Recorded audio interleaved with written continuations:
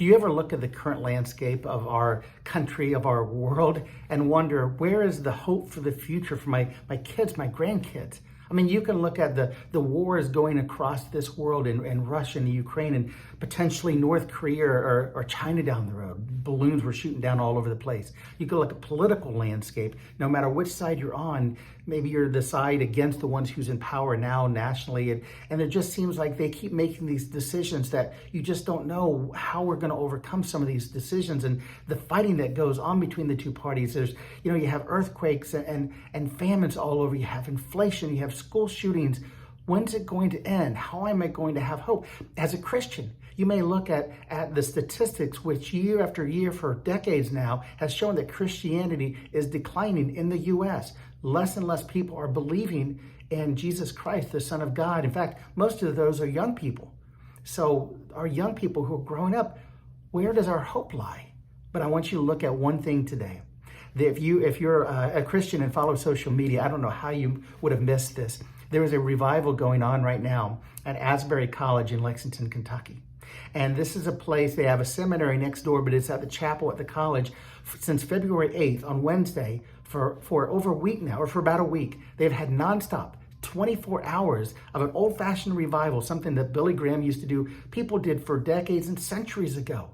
That they started worshiping on a regular worship service in the morning, and it hasn't stopped. It keeps going.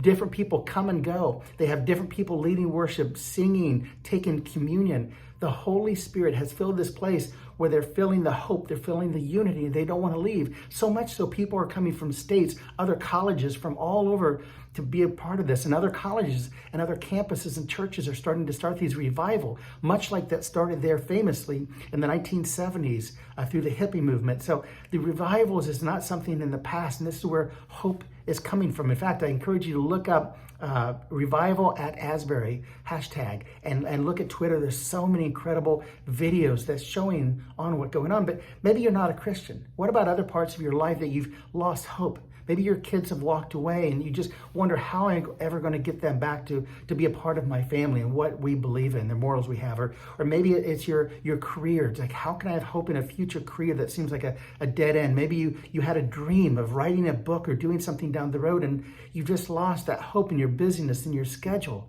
And I'm going to encourage you, don't give up.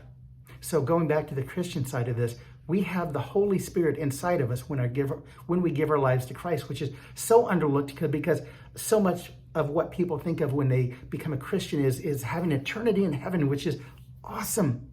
But don't take apart the fact that we have God's Spirit that was given to everybody when you become a Christ follower. In fact, John chapter 14:26 tells us, but the Helper, the Holy Spirit, whom the Father will send in my name, this is Jesus speaking, he will teach you all things and bring to you your remembrance all that I have said to you.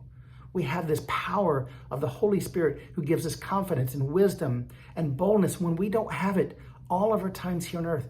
I don't know about you, but I need this help. And when you go to revivals, when you go to church services and you let yourself out, there's just a feeling that you're not alone, and it gives you hope for the future. And I encourage you to take this with you. As I leave, I'll leave you with this quote from Pastor Dave Stone. He's retired from Southeast Christian Church in Louisville, Kentucky. He says, the Holy Spirit will never say tomorrow. Take action now. Have a great day.